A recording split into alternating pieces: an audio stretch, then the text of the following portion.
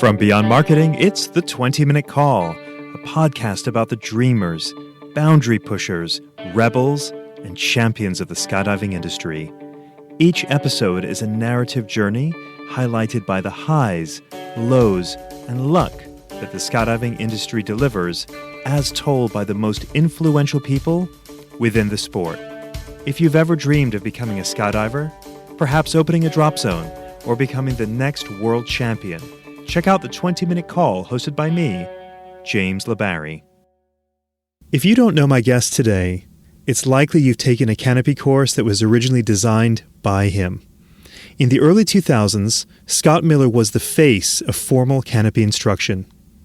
Using his signature Gatorz and Keynote on his Mac, he taught thousands of civilian and military skydivers at more than 40 drop zones around the world how to be better, safer pilots. During his 16-year career in the sport, Scott amassed more than 8,500 jumps, and for many years served as the chief test jumper at Performance Designs for 5 years. In different chapters of his career, he also worked as a camera flyer, an AFF, Tandem, and static line instructor, and was the founding member of the Flight-1 Canopy School. Today, Scott is a personal and professional development coach, speaker, and podcaster. Scott, welcome to the 20-Minute Call podcast, my friend. Thank you, James. It is exciting to be here. I was just thinking of something. We talked about this a little bit earlier, how, you did a podcast a number of years ago, and this was back when, a lot of people hadn't heard of podcasting. It wasn't very popular, and as often the case, you were ahead of your time and ahead of the game. And I remember we did this at your house in the evening after a day at the drop zone, and I had a couple beers, and I think I was drinking one while we did the podcast. So that was a little unfiltered. And then I was thinking about how today I just went and had coffee with some of my friends and had a big old Americano. So I am well caffeinated right now. And this is probably going to be the opposite end of the spectrum. So what questions do you have? What do you want to know? Happy to answer any questions you have, James. I've dug around looking to find those original audio files from what was then known as Skydive Carolina Radio. It was, that was in the early 2000s. You and Ileana and Craig and anybody that was passing through the DZ, I just try to rope them in. So thanks for joining me for a second time. Yeah. I'm excited. So, as my intro mentioned, if people are not familiar with you today, they certainly are familiar. They've probably taken a skills camp for canopy piloting that you likely designed. So before I get into that, what was the year? How did you even get into skydiving? How did that all even occur? Yeah, so I'm a little bit older. I started skydiving in the early 1990s, and it's interesting. I always, since I was really little, was interested in anything that flew. Airplanes, I was the kid that you'd give me one of those little balsa wood airplanes or one of those plastic parachute guys with the plastic parachute. I would just play with that for hours. I was always fascinated by airplanes, skydiving, anything like that. I ended up moving to Florida to go to college in Daytona Beach, and just through a few various circumstances, it was actually kind of funny. I decided that I wanted to try skydiving, and had called around a couple places. I think I called DeLand or looked up Skydive DeLand, and there was this little drop zone called Flagler Aviation up in Flagler Beach, north of Daytona Beach.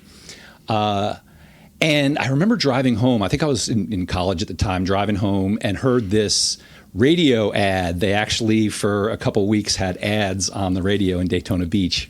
And of course, I was driving. I didn't write it down or anything and forgot the name of the place. And then I think it was a few days later, maybe a week later, there was a picture in the newspaper of a skydiving student hanging from a tree. And it was a student who had, made a mistake and landed in the trees. And it was at Flagler Aviation. And I looked at the newspaper and went, yeah, that's the place I want to go. And which is maybe a little bit of a weird reaction to that news story. But I went there. I made my first jump and I was hooked. I remember telling myself, oh, this will be kind of fun. I can maybe go once a month and make a skydive and that'll be cool. And I made my first jump. It was an AFF level 1. Went through first jump course, did my first jump. And I remember the next day calling up and talking to John, my instructor. And I was like, hey, John, is there any chance I can come out and make another jump today? And he just laughed on the phone. I remember his laugh. He's like, yeah, sure, come on out. There's plenty of time. And yeah, that was it. I was hooked. Were you in school for anything aviation related in Daytona area? Were you? So funny enough, my original plan, I wanted to be an astronaut. I was accepted to Embry Riddle Aeronautical University in Daytona Beach. I went there for a semester and a half. So I was the kid who found a lot of things easy in school, didn't really have to study, which means I had no academic discipline and like no study habits. And so going to college in Daytona Beach under those circumstances was not a great idea. I was spending more time at the beach than I was in class. And so, yeah, I bombed out of Embry Riddle. At the time I started skydiving, I was going to Daytona Beach Community College and was planning to be an English teacher. That was my shift in what I decided to do. Wow. Teaching, a theme in your life. Big time. Interestingly enough. Between starting, learning to skydive and getting hooked in and working at PD, which we'll get to next, where did you build your experience? What was that time period like? Yeah, well, the drop zone I learned at was great. Flagler Aviation was great. It was run by Rocky Evans and Richard Fang Fenimore. Some people of your listeners may recognize those names. So they were both, very, very experienced skydivers with thousands of jumps. Rocky had been 3-time national champion, 2-time world champion in 4-way, and was one of the people who had been involved in developing the accelerated freefall training method. So anybody who's listening to this who learned through AFF, Rocky Evans is part of the reason why we have that program. His teammate Ken Coleman is the person who really drove the development of AFF. So I grew up in the sport kind of hearing all those stories. Rich Fenimore was a World Cup champion, world record holder. He had done some stunts for movies and also a very, very experienced skydiver. A couple other guys there who were, just awesome skydivers. And it was a small little family type drop zone, but right down the road was DeLand and a little bit away on the other side of the state was Zephyr Hills. So you kind of had the benefit of being close to the big drop zones and, the mecca of skydiving, but being at a little small parachute center. The interesting thing was all the really experienced people at the drop zone weren't really actively competing. So whereas a lot of skydivers might say, oh yeah, I want to be on a 4-way team because that's what all the cool people at my drop zone do. All the cool people at my drop zone were instructors and camera flyers. So that was my path in the sport. I said, oh, I want to be like the cool kids. And so I got my AFF. I started with just a couple hundred jumps, strapping a camera on my head and doing that. And then got my AFF rating pretty quickly too. Followed by my Tandem rating, and eventually down the road got a static line rating because that was useful. And yeah, just pretty early in my career started focusing on teaching, it was interesting because I was sort of interested in that from my college career, but I think skydiving is where I really fell in love with teaching, and just helping people learn to skydive became just got a little addicted to that. So how was it that then you, in that period of time, get introduced to performance designs? After a couple of years, ended up moving to DeLand. And there's a whole funny story behind that, but I won't go into that. But I ended up working at Skydive DeLand as a camera flyer and AFF instructor and Tandem instructor. Was very fortunate to get that slot. And met John LeBlanc from Performance Designs is right across the street from the drop zone. Started helping him a little bit, doing some video editing for his So John LeBlanc, for people who don't know, has been teaching canopy flight and helping people become better canopy pilots forever. He's, the vice president of Performance Designs, has designed a lot of very popular canopies that have influenced the sport. But he, going back to the 80s, was traveling around to drop zones and boogies and doing seminars on canopy control. So I was helping him a little bit with his presentations because I had some video editing equipment, and then started doing some test jumping for PD. And then I eventually ended up being hired to do the Performance Designs demo tour, which was when they would stick a couple people in. They'd give you a big old pickup truck and a big old travel trailer and a bunch of canopies and gear and send you out on the road for 7 months, traveling around to all the drop zones and boogies and letting people try PD gear. My wife at the time, Angie, and I did that. And by the way, for any Canadian skydivers who are listening, especially if you were a Canadian skydiver back in the 90s, this is my claim to fame. I was married to Paul McGreevy's little sister, Angie. So Paul McGreevy is an awesome guy, very talented skydiver. A lot of people Canadian skydivers would know that name if they were active back then. But yeah, Angie and I did the PD tour for 6 months, 7 months. We were out on the road, came back to DeLand, was still working full time for PD, and John LeBlanc recruited me to switch back to test jumping, and I started doing that full time, and that's how I got involved with PD. Any sort of gnarly stories of test jumping canopies that didn't exactly go to design? It's funny, test jumping, a lot of it is done in a very controlled manner. Obviously safety is priority. Sit and think very carefully about all the things that are probably going to kill me and what I would do if any of those things happen. Yeah, a couple of jumps stand out. I think one that is probably the most terrifying thing I've ever done in my life was we did a triple tandem test jump. And this was PD was developing some cargo canopies that are used for like military and search and rescue, guided ram air cargo canopies. And we decided that to really test the flight characteristics, we needed to put a bunch of weight under it. And we didn't want to just like have a tandem with carrying, 200 pounds of whatever. We thought that would be dangerous. So we rigged up a system whereby 3 of us would leave the airplane hooked together. And basically like a static line configuration, and open a canopy and fly the canopy around.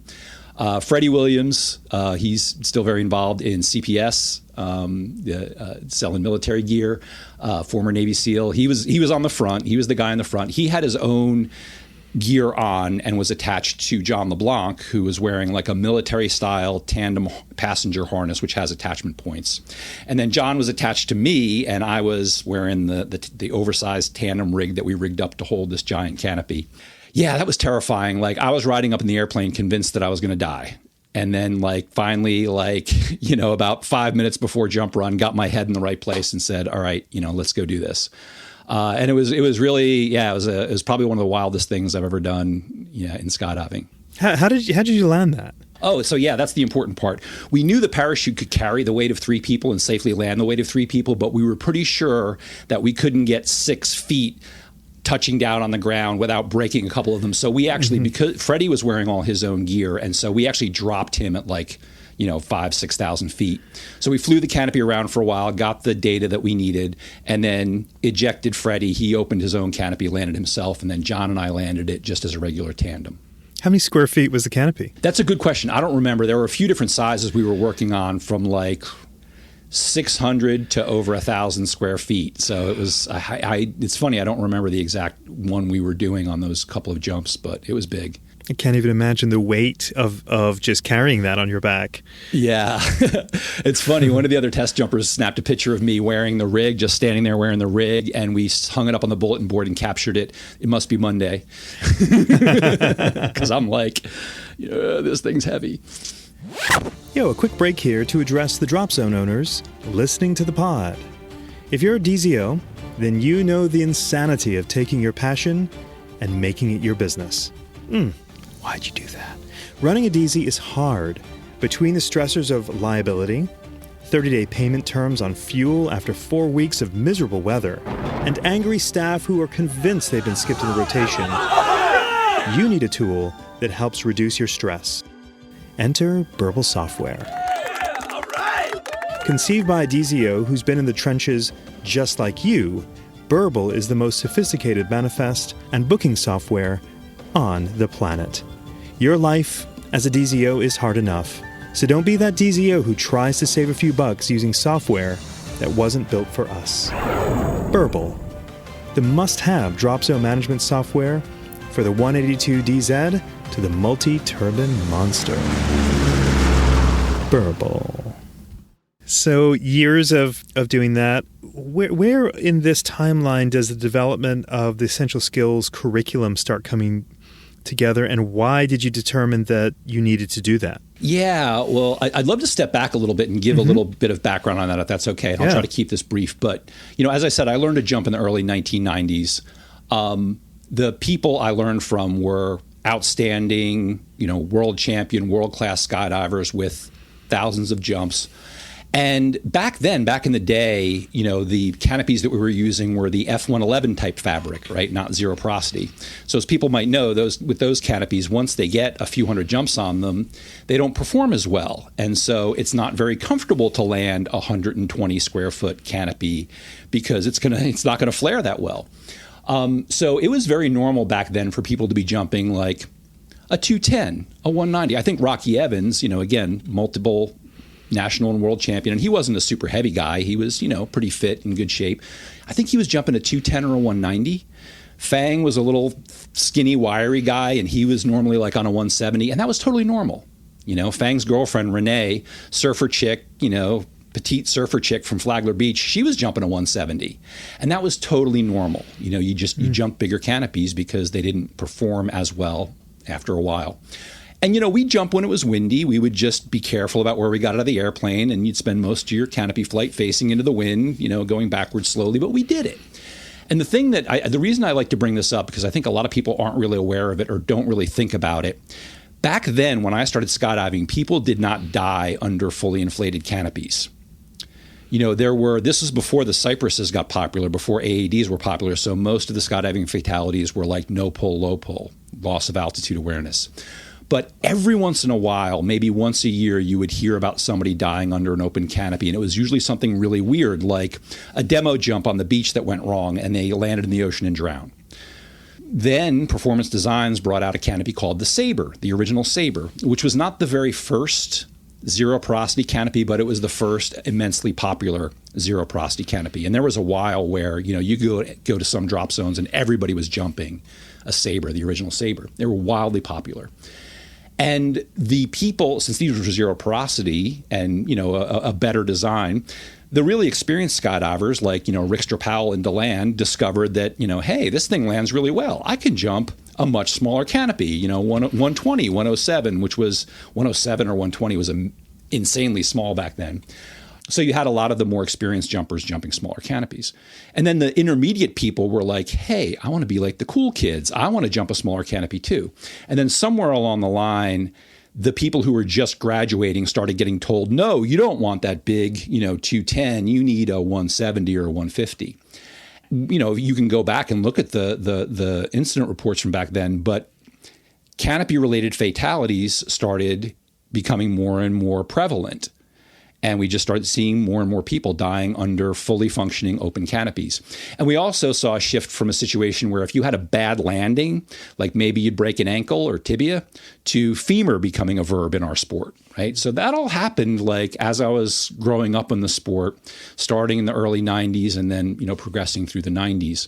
So that's kind of the background. And, so I was working for PD, and actually before we went out on the demo tour, I was getting, we Angie and I, my wife at the time and I were hired by PD, and we got a lot of training from John LeBlanc. We spent a lot of hours sitting in his office and listening to him talk about canopies and canopy flight. And I often say, like, at that point I had, a couple thousand jumps.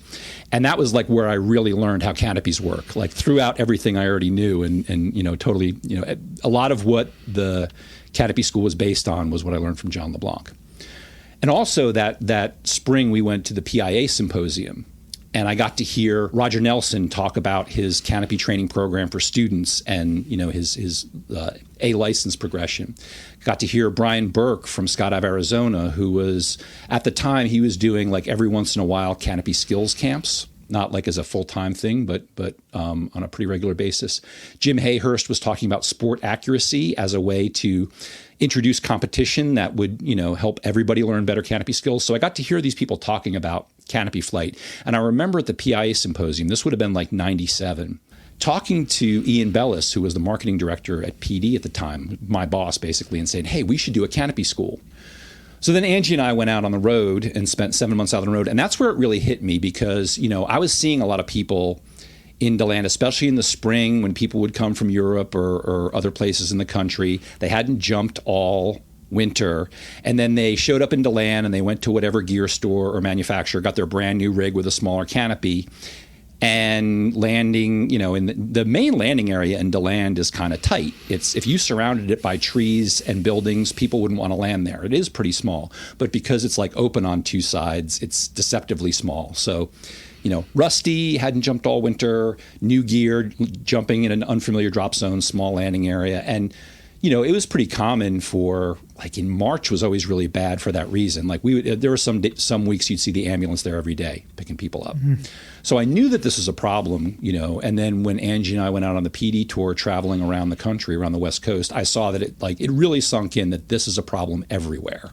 So we came back to DeLand. I started test jumping for PD and kind of forgot about this canopy school idea that had been percolating. I was living the dream. I was working full time, getting paid salary to test jump. Like, there's your pile of parachutes in the morning. Go jump them all. And so I kind of forgot about it. And the real start, the real genesis and origin of the canopy school at Skydive DeLand was one morning. I think it was a Saturday morning. I was standing out in the landing area, standing out on the deck, looking at the landing area with a guy named Glenn Barnhill, who was a regular in DeLand. He had started skydiving kind of late in life. He was in his 60s and retired when he started skydiving. So he was kind of low-experienced skydiver, but a very experienced human being and kind of a fountain of wisdom. And it was a no-win day, and people were coming in fast, landing, sliding on their face, and coming in multiple directions at the same time. Like, it was one of those nightmare scenes in the landing area. Mm-hmm. And Glenn was like, you guys should start a school and charge people $25 a jump and teach them how to fly these things. And I said, yeah, Glenn, I know. I've been thinking about that for a long time. And Glenn said, yeah, you should do it. And he walked away to go get on a load. And I realized in that moment that if I didn't do something then and there that day, I would never do it. It would be 5 years later and I would still be saying, yeah, I'm thinking about starting a canopy school. So I did. I went and talked to Solly Williams, who at the time, the free fly and RW belly flying instructors and DeLand coaches were starting something called the Relative Work School. And the idea is if you showed up in DeLand and, for your week's vacation and you wanted to do a couple days with an RW coach working on your belly flying, and then you wanted to do a couple days with a free fly coach and learn how to sit fly, you didn't have to go around talking to different people. We would just, set all that up for you, and here's your schedule, and here's what you're doing each day. So I went to Solly, he was kind of running this, and I said, hey, do you want to make a canopy school part of this? And he said, yeah, sure, that'd be great. So I went and talked to John LeBlanc, and I said, John, I want to start a canopy school. Will you help me? Can we do this together? And John said, I'd love to. That's a great idea, but I don't have the time. You go do it yourself. And I was like, what, me? I don't know anything. You're the one that knows everything, right? And he's like, no, you can do it. Go do it. He was very supportive. He's like, go do it yourself. And so I did. I started the canopy school, and we did our first class. It was Glenn Barnhill who suggested, basically gave me the boot in the butt to actually do it. A couple of his buddies that he jumped with, Jim Tyson and Al Sontag, and Lydia Wing, Gus Wing's wife, who was very, very frightened of landing her canopy. And we had a great class, and it just, that's how it kind of got started. So that may have been a roundabout way of answering your question, but that's how the original canopy school at Skydive DeLand got started, which became the Freedom of Flight Canopy School, which then became integrated into Flight-1. There's a process, though, between there's so much information to know and figuring out how do I give enough information but not too much information. How did you figure it out? Because it's really like a full day of, if I recall, 4 or 5 jumps, like a half a day of classroom training. That didn't just happen. Like, there must have been some evolution for that. Yeah, absolutely. So I think I came up with the idea of like a 5-jump course that just either somebody suggested it, Glenn may have suggested it, or that just seemed to fit in well with what we could do in a day. Some of it, like the basic canopy aerodynamics and flaring, was basically what I learned from John LeBlanc and a lot of what he was teaching in his seminars and the training that he gave us as test jumpers or, any of the people who came to work for PD. And then there were other things that I realized that were important to learn, like flat turns, and just from watching, again, unfortunately, so many people make mistakes and get injured. Some of it was, what do I know how to do? What have I somehow along the way learned how to do? that if everybody knew it, we wouldn't be having these accidents. And flat turns were just a basic one, like knowing how to you got to make a turn 50 or 100 feet above the ground, knowing how to put the canopy in brakes and make that turn, and maybe not be able to let up and flare, or just land in brakes and flare and do the best you can. Like things like that were just like, that's what it originally started with. And the rest of it was kind of learning from my students. Because as we started doing these courses, I would see what they needed. Like a lot of the flight planning and pattern work that I started teaching, here's how to fly a good landing pattern, was because my students were landing all over the place and I couldn't get good videos of their landings. So I was realizing I need to really talk to these people about how to fly a pattern on a day like today and land relatively close to me so I can video their landing, not a mile away on the other side of the airport. Some of it just evolved, from working with students and paying attention to them. I know this absolutely dates us with the technology we have today, but I remember feeling you were really ahead of sort of the technology of the time, where you were out there with your camera filming everyone's landings, and we just got to plug it into your laptop and we were getting critiqued. I know for me, I came out of your training so much more confident, but it was so much more than I ever expected it to be. It was really ahead of its time, I think. Yeah, thank you. And again, that I give John LeBlanc so much credit for a lot of the initial ideas.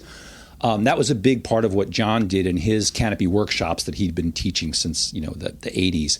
He would just show videos of landings and sit there for a half hour or however long and play videos of landings, and then play them in slow motion and then frame by frame and talk about what exactly was happening. Like, look at what this person said that they got hit by a gust of wind from the side and that's why they fell over. But look at where their hands are as they're touching down. And again, I had the opportunity, to sometime around the mid 90s, I think, to help John, put together some new videos for his presentations. And I remember sitting at the house, and he basically, as we were doing this, is giving me a whole canopy flight lesson. Like, so see what this person is doing? And it's like, oh, that's so cool. It was just a natural extension for me to video everybody's landing and do the same thing for them and as part of the course. I remember the name of the course was, as I remember, it was Scott Miller's Freedom of Flight. But I also know that you were the founder of Flight-1. What was with the names Freedom of Flight, Flight-1? Yeah, it's so funny. I never actually called it Scott Miller's anything. I called it that. Yeah, other people did, which was great. I loved that people appreciated what I was doing and, recognized, the kind of the effort I was putting into it. That was really nice.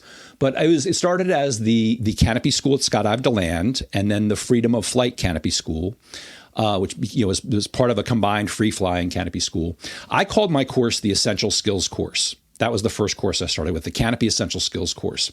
And then I added an advanced course as a second day for people who wanted to work on like advanced accuracy or high performance landing, swooping. So in terms of Flight-1, that's a question that comes up, how did Flight-1 get started? So around the time that I was, doing my canopy school, and it really started taking off. I mean, I started getting calls from all over the country and even overseas of drop zone owners asking me to come and do like a weekend skills camp, which I did at Skydive Carolina. You were one of those folks who called me up and said, hey, can you come do this?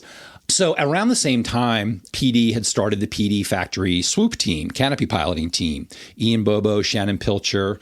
The original team was Ian Bobo, Shannon Pilcher, Heath Richardson, and Francisco Neri. And Jay Moletsky. Sorry, Jay.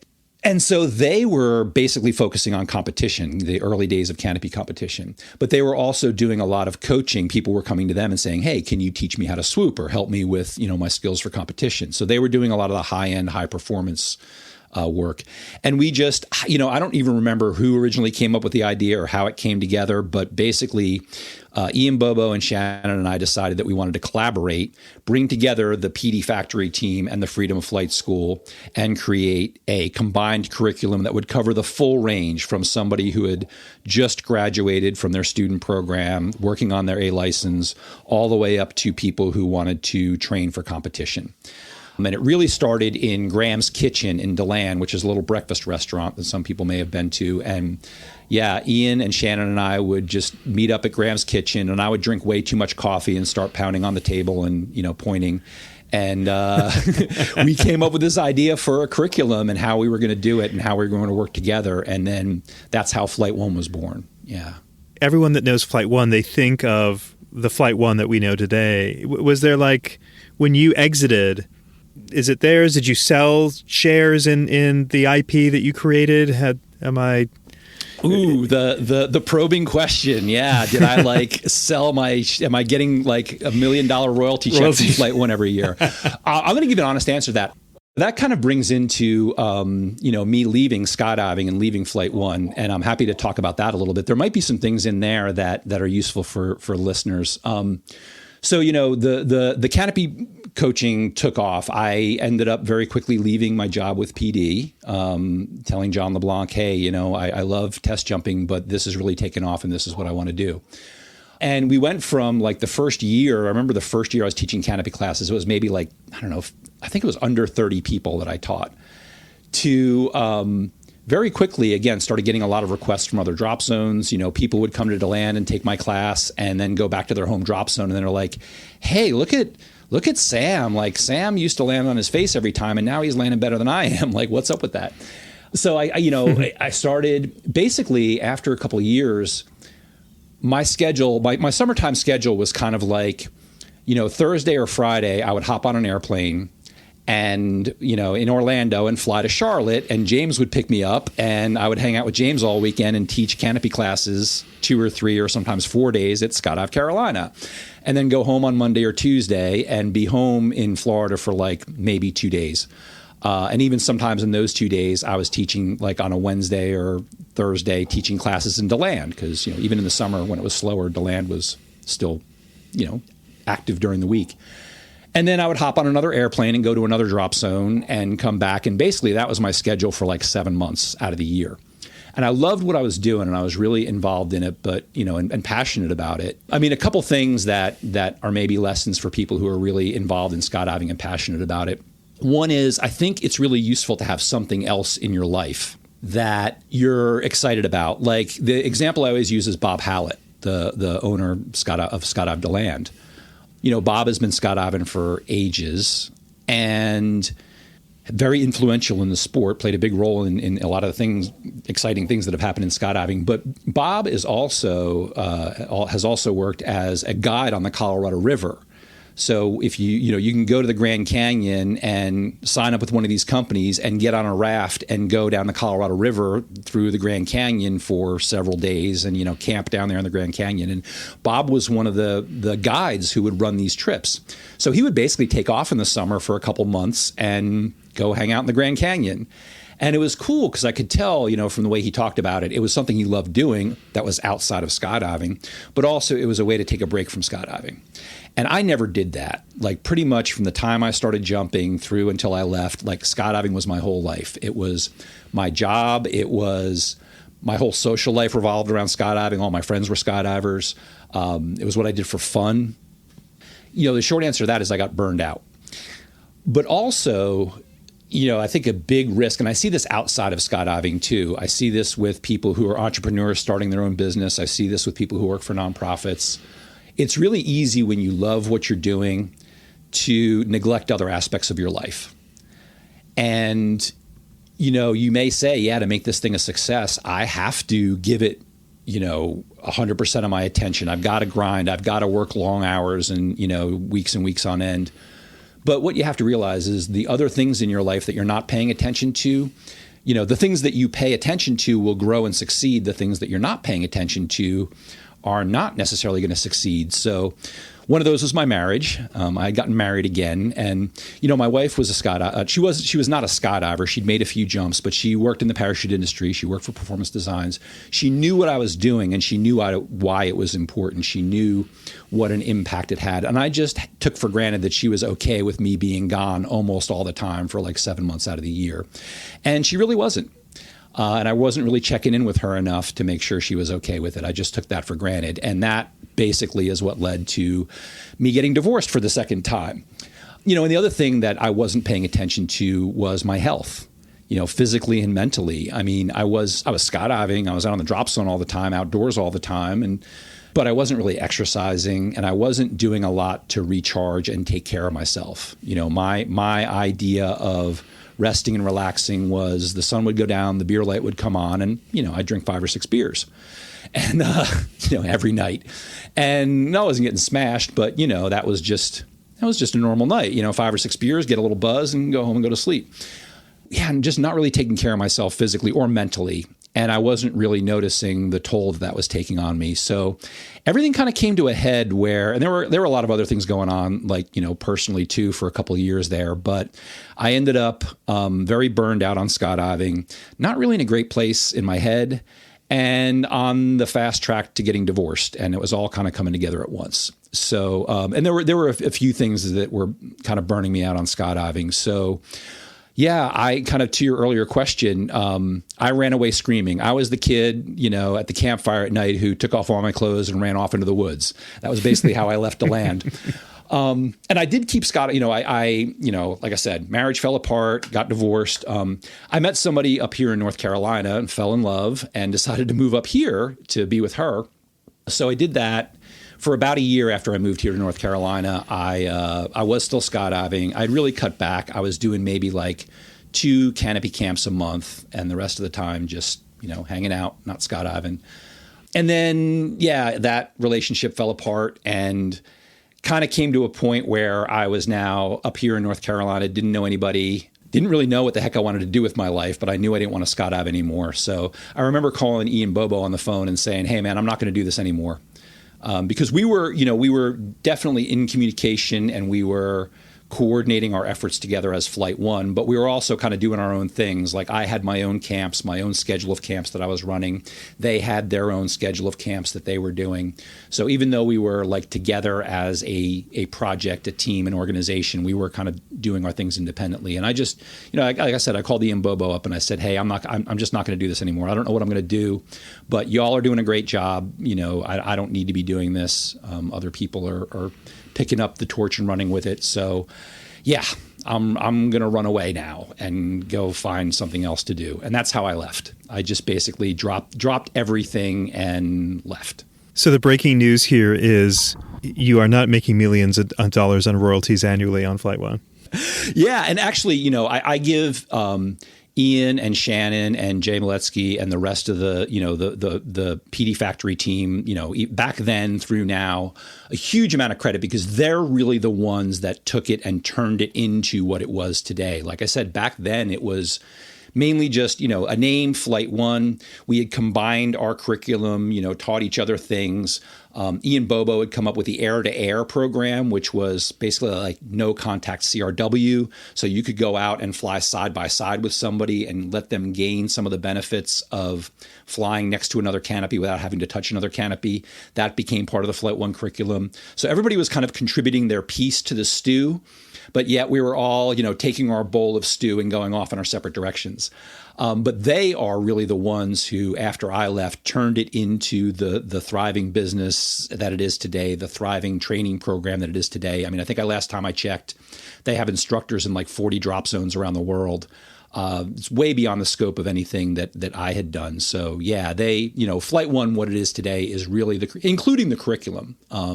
They've done a number of major revisions to the curriculum. So Flight-1, what it is today is really, the credit goes to Ian and Shannon, who are still involved in ADIT, Jay Maletsky still involved in ADIT, and all the other people along the way over the years who have contributed to Flight-1 and made it what it is today. It's impressive seeing, I just was looking at their website earlier today, and the volume of instructors that are on that team is enormous. Yeah. Do you feel proud? I mean, I do. Yeah, I feel very proud because I know that I played a role in getting it started.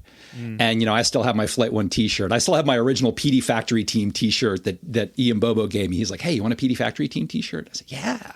And it's cool to go on the Flight-1 website every once in a while, and I'll be like, wait a minute, Pete Allum is a Flight-1 instructor now. That's Kaz Shiki is a Flight-1 instructor now. Like these people that I knew and respected back when I was skydiving, I'm like, wow, they're in Flight-1 now. That is so cool. I even had the chance a few years ago to go back to Florida.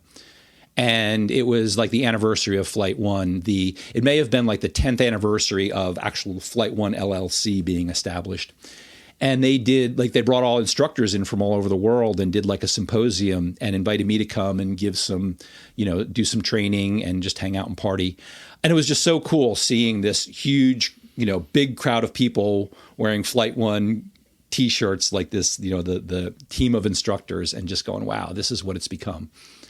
So I'm very grateful that I was able to be part of it, and very proud of what they have all done to make it what it is today. Before we exit out of skydiving here, you traveled everywhere. And I remember, Scott, in your last year maybe, feeling that you were burnt out. Like I just remember how tired you were. You were on the road so much. So what advice would you give for those, like it's always funny, and I know those within the industry kind of laugh that if you're going to be a rep for a manufacturer or even a canopy coach, it's like we're living the dream. It's so glamorous, but it's so not glamorous. It is so difficult. As you reflect on all that time on the road, tips you'd give those aspiring to make a career in skydiving, and part of that is serious time on the road. What would you have done differently so as not to get burned out, and what you can pass on to those thinking about it? Yeah, it's a great question, James. I think part of what made it difficult for me, and what I see making things difficult for a lot of people, again, inside skydiving and outside of the skydiving world, is when you really love what you're doing, when you really get energized by what you're doing, it's hard to see that you're burning yourself out.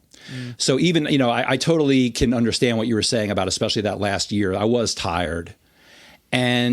But yet when I was in the classroom teaching a class, or when I was, out in the landing area filming landings, I still, all the way up to the end, loved what I was doing and was getting a lot of energy from it. I have no doubt about that. I was the guy that saw behind the scenes, right, picking you up, going, hey, where you been? And he's going, oh man, where was I again last week? And it's just like, man, you could tell the miles were, we're coming on. Sky miles. But I think that's the hard part, is when you really do love it, it's hard to recognize that you need to be doing more to take care of yourself. And I think things like exercise, it was easy for me to underestimate that. I can even remember back when I was married to Angie McGreevy, I remember one time, because I was skydiving all the time. This is back when I was an instructor. I was jumping every day. I was not in terrible shape, but I wasn't in good shape. And I remember one time talking to Angie and saying yeah, I'm in pretty good shape. And she's like, no, you're not. You drink beer every day. You don't exercise. Okay, yeah, you're skydiving every day, but you're not in good shape. So really taking that seriously, doing things that are known to help your health and well-being, mental and physical. I think finding the things outside of skydiving that are meaningful to you, that are going to, and as tough as it can be, there will, if you're doing something, if you're a successful coach, if you're a successful instructor, whatever it is you're doing, a factory rep, whatever it is you're doing, there will always be people wanting you to do things. There will, if you're really good at what you're doing and really successful, you will have work if you want it, 7 days a week, 12 months a year if you want it. So it's really important to set time aside to do other things. Like Bob Hallett, again, I use that as a great example. He just took off in the middle of the summer. Things were a little slower in Florida. He would take off for 2 months and go do something else. And I think it's important, probably very useful, to find that thing outside of skydiving that you love doing. If it's, hey, I'm going to take a martial arts course one night a week. Maybe I'm going to compete in whatever. I'm going to do yoga, become a yoga instructor and do that. I'm going to take off for a month every year and go hike out in wherever, something. Rickster Powell, he's another great example. Rickster has been skydiving since he was a teenager when he made his first jump. He's still hard at it. Every time I talk to him, he's gotten back into being an AFF instructor, which I think is awesome. And I imagine people know who I think Rickster maybe isn't as much of a legend and rock star as he once was, but Rickster is the king of swoop. He is the person who not the only person who was swooping into land back in the early 90s, but he was the one you would always hear about. Like, wow, did you hear Rick? Did you see that video or that picture of Rickster swooping the ditch? Did you see when Rickster swooped the bridge over the ditch? You see when Rickster landed in the hangar? But he's been at it forever. And he, like, I can remember him saying, yeah, I'm going to take off for a couple months and work on this charter boat, sailboat. I'm just going to go be crew on a sailboat for a couple months. And he's done things like that. He's always had things outside of skydiving that he was excited about, that he was interested in, his family, motorcycles, all these things. Look for that. If you're like me and just your whole life is skydiving, as much as you might love that, look for other things that are going to let you recharge your batteries and let you get a break from it. This podcast is sponsored by Beyond Marketing, the digital marketing agency for the skydiving industry. As avid podcast consumers ourselves, we're not fans of ads during a podcast, so we'll spare you the details about why we love building websites and helping businesses show up in Google search results. But just know this, we're passionate about the skydiving industry and how it markets itself. Look us up at dropzone.marketing. Again, that's dropzone.marketing. I'm going to read this to you. You were profiled in Parachutist in September of 2007. And one of the questions, which I found to be rather profound in terms of your answer, was, what's the toughest thing to do in the sport? And your response was, get ready, because this segues so well, maintain a balanced attitude and lifestyle. It can be... I said that back then. You went on to say, it can be hard to maintain a sense of humility and remember that even though skydiving might feel like the most important thing in your world, it's not necessarily the most important thing in the entire world. I laugh at that, but it's interesting that you say that because I remember when I was invited to do that. Is it Brian Gibney that was doing that? Mm-hmm. Is that Still the correct? Doing it. Yeah. I remember when he contacted me and asked me, and that actually, when I answered that questionnaire and wrote that, was when I had moved here to North Carolina and was actually living a more balanced life. Like I was, like I said, I made sure that summer that I was only going to do 2 canopy courses a month. I was going to fly out 2 weekends a month, and that was it. And, I would go to maybe like Lewisburg, the drop zone that was here in Lewisburg, every once in a while and hang out there. But a lot of what I was doing that summer was outside of skydiving. I had a friend, Terry, who was a retired engineer. And as he put it, he was either fishing or available to fish pretty much every day. So I was hanging out with him fishing a lot and just doing things. I bought a sailboat and I was a little Hobie cat and I was doing things outside of skydiving. That was when I started making that shift. And I think that's where a lot of that quote came from, is realizing at that point the impact that it was having and starting to make that change that we're talking about. Yeah. You've got a podcast. What is the name of it? My podcast is called Task Time Energy, the Purpose-Filled Productivity Podcast. Beautiful. So I just took a class with you actually a couple of days ago, which I found to be very helpful. And I'll share with you offline actually what I've done, because I've actually applied some of what I've learned from that. But I see a theme. I remember in knowing you in under the premise of skydiving, though, that you were very cerebral and often thought about things on a higher level beyond like the subjective of what we were doing. Some of us thought that you went off the deep end when we're like, oh, wow, Scott is not doing Flight-1 anymore. Where is Scott? Oh, he's at Tiger World. Carolina Tiger Rescue, yeah. Yeah, Carolina Tiger Rescue, yeah. All that being said is it's like this discussion of balance, and the course that I took with you the other day was about time management and how we can use it better and maybe or essentially live more productive, happier lives. I feel like this is a theme, and that continues. Can you comment just on like this red thread that runs through as long as I've known Scott Miller is just about, I don't want to say enlightenment, but maybe. Oh, it's interesting, James. Yeah, I think from going back and forth. I mean, so I left. When I left the skydiving world, I really felt like I wanted to do something different. Like as much as I felt like I was helping people through, helping them become better canopy pilots and more confident and enjoy the sport more, which I think is valuable. I also felt like there was a bigger world out there and maybe more I could be doing. And that's how I part of what drove me to get involved with this organization, Carolina Tiger Rescue, which is an accredited wildlife sanctuary, very reputable accredited wildlife sanctuary. They're not petting the tigers. They're not letting the public pet the tigers. They don't, breed and raise little cute cubs and stuff like that. They're an accredited. It wasn't Joe. Not that whole kind of show. No. In fact, the Carolina Tiger Rescue has a couple of tigers at their facility now that were rescued from the Joe Exotic when he was carted off to jail. I decided that I wanted to do something maybe that would have a bigger impact, and I felt like that was it. And then I kind of fell back into, I started this job helping people prepare for the LSAT, the law school admission test, which is a whole other thing. Which seems very random. How does that... Give me the Cliff's Notes on that. I'll give you the Cliff's Notes on that, yeah. Yeah. So the LSAT, the law school admission test, is the test that you take to get into law school. So you're not expected to know anything about the law. It's a test of certain skills that are considered useful if you're planning to go to law school. And I just happened to, I have a top 1% score on that test. And so I got a job. Our friend Whitney Garner, who you may know, Whitney, skydiver. Sure. Yeah, North Carolina skydiver. She had started working for this test prep company and loved it, and was having dinner with her one time. And she just basically said, "Oh my gosh, you should come work for us." And so I got a job as a test prep instructor, helping people prepare for the LSAT, which again, teaching, common theme, loving to teach. And I got really immersed in that. And there were a few years there where I, again, went back off the deep end and, too much work, not enough fun. So I think having gone through that cycle a couple times has made me realize how valuable it is to try to find that balance and try to maintain that balance.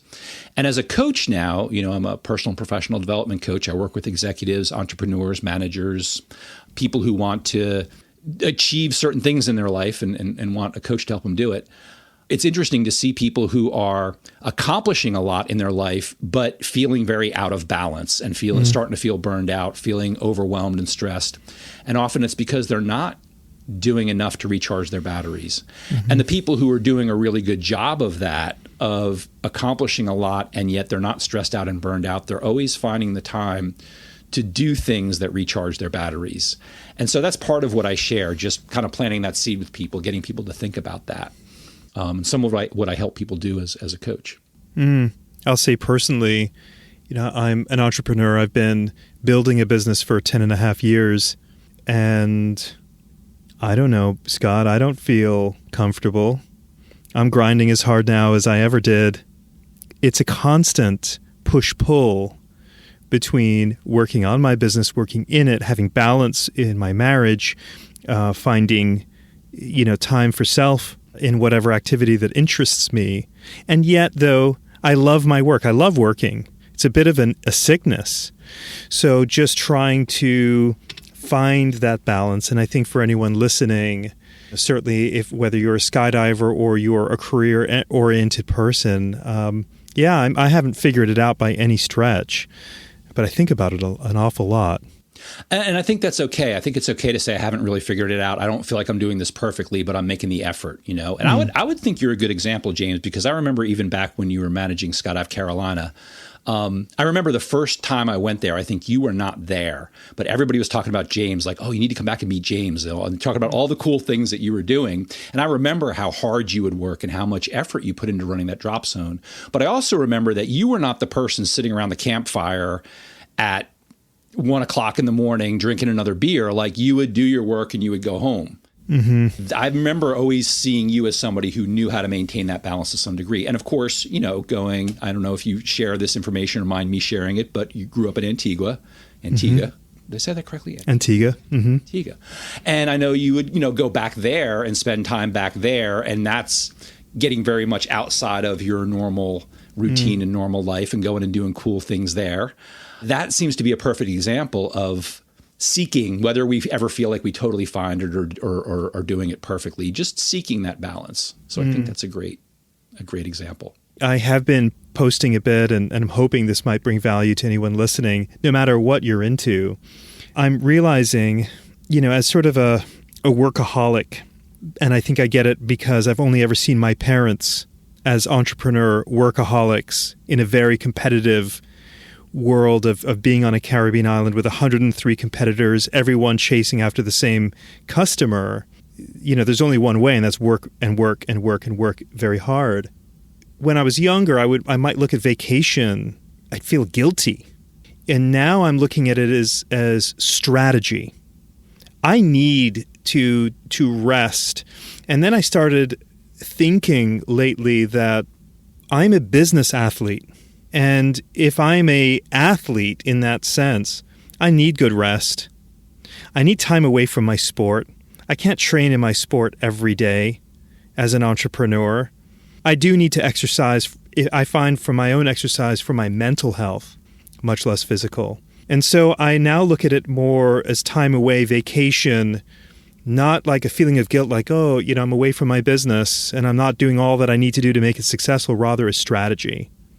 Something was very profound for me. I was watching the documentary on Bill Gates.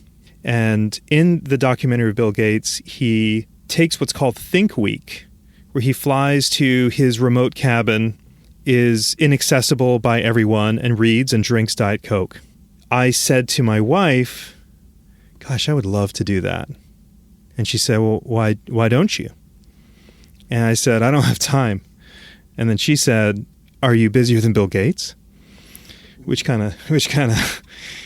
really got to it. So I now really try to take one, sometimes two think weeks away from my business to think about the business, to think about self. And there's no set schedule. If I want to take a nap, I take a nap. If I want to walk, I'll walk. If I want to write, if I want to read.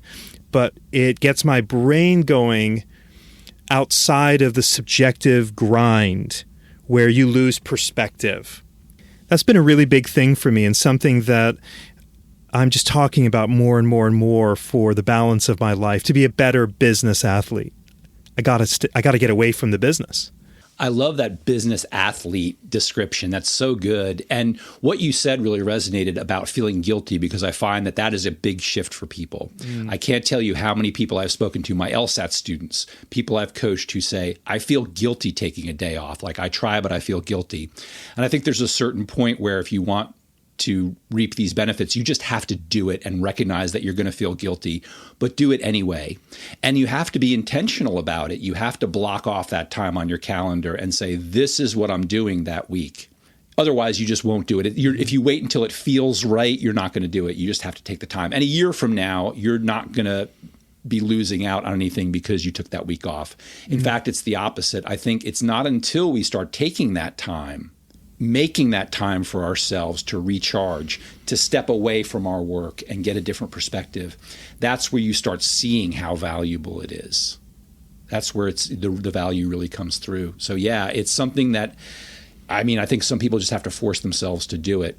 But again, it's the difference between, the candle that burns really brightly and burns at both ends for a short period of time, or do you want to keep doing this in the long term? Do you want to be able to sustain this and continue to be creative and continue to be a good problem solver? If that's what you want and you want to do it long term, you have to start thinking about these things. In the context of skydiving, when I left Skydive Carolina in 2012, I was you.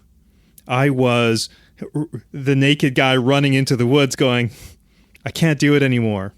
Looking back at it, I was burning the candle at both ends, and it got to the point where it was tough for me, Scott, to watch people landing in the landing area without my internal voice screaming for people to flare that were waiting until the last moment, because I'd been in the field with enough carnage through time. I often say to DZOs that I work with in going, I'm a marketer and help dropzones with their marketing, but often speak with DZOs going, you have got to get away from your drop zone. Otherwise, you're going to get burnt out. This industry is so, especially if you're a DZO, is so unsustainable between the stress that I don't even think that there's a conscious awareness of how much stressor it is, because things have always been this way in the skydiving industry, with injury or potential fatality or aircraft breaking down and the cost of that, and net 30 days on fuel, and you've had 3 days of bad weather, and it just goes on and on and on, and the days are extremely long. I applaud any DZO that recognizes it and can get away from their operations, because otherwise it'll eat you up. It ate me up. Yeah, and think about it, James. Think about what we're very good at as skydivers. We are going and doing something that most people would find terrifying and would never even do, jumping out of an airplane. And we've learned to do that and handle that stress and love it and enjoy it. And I think that's what can make it very difficult for a skydiver, for a DZO, to say, oh yeah, like I'm handling the stress. I'm handling it. I'm doing my job. But it's tearing me apart. You shake up the soda can enough and it's gonna pop. The top's gonna pop. And it's usually not gonna happen at a convenient time.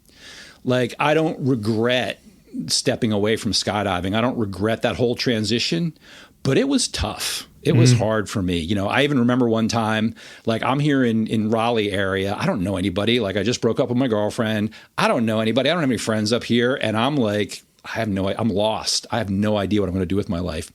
And for our listeners, I called up James and I had this idea for a project. I'm like, hey, James, will you help me with this thing? He's like, sure, come on down, hang out for a couple of days. And it turned into a therapy session where we like worked on the project for like an hour. And then I was like venting, and James very patiently listened and offered, you know, a few words of wisdom. And that's really what turned the corner for me. Right, was for me saying, okay, I think I know what I'm going to do now to get my life back on track. But that wasn't like at all easy or convenient for me. That was a really hard period of time for me. And I'm very grateful to have friends like you who helped me through it. But, you know, you can circumvent that. You can avoid having to go through a period that maybe is rougher than it needs to be if you're preemptively taking care of yourself. It's like, do you want to replace your lines on your canopy when they're starting to look rough, or do you want to wait till a line breaks on opening? That's the decision that we're making, right? Great analogy. Do you miss the sport?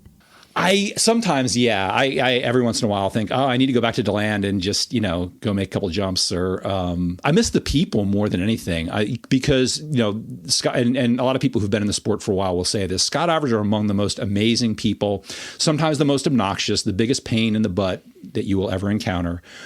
Maybe your best friend, you know, but yeah, the people in the sport are amazing. I think people in skydiving look at the world a little differently than other people.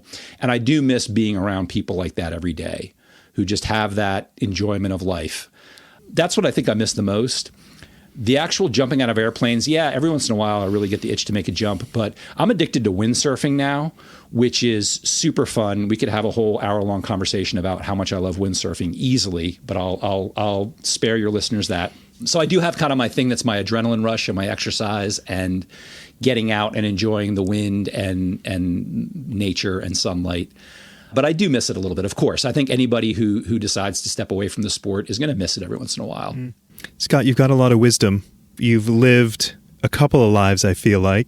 So if somebody wanted to get help from you, how could they reach you to either work with you as a coach, or what would you have to offer them, and where can they find you? Yeah, absolutely. My website is scottmillercoaching.com, all one word. You can go there and find out about the coaching work that I do, the free time management workshops I do online every month. You can find my podcast there and listen to my podcasts. So anybody who wants to know what I'm doing these days or is interested in any of that, yeah, go to my website. And the name of that podcast again? The podcast is Task Time Energy, the Purpose-Filled Productivity Podcast. And I'm also working on a new project, which I'm not really ready to announce yet, but I will, formally announce it to the world here. So yeah, anybody who's interested in this mysterious new project, you can keep an eye on my website or subscribe to my newsletter, and I'll be sharing information about that. I'm going to go subscribe to your newsletter. Scott Miller, thank you for taking this walk back into the past with me. I so enjoyed this conversation. Yeah, thank you, James. Thank you for being such a good friend over the years. Thank you for being an inspiration. And thanks for inviting me to be here today. It was great to talk for a while. A real pleasure. Thanks so much for listening to the 20-Minute Call podcast. Please do follow us on your podcast app so you always have the latest episode downloaded. And leave a review if you really enjoyed the episode. If you want to contact the team, our email address is info@beyondmarketing.xyz. This episode was edited and engineered by Garnet Znydrick of the YouTube channel Blue Skies, Fun Days. Thanks for listening, and join us in 2 weeks for our next episode.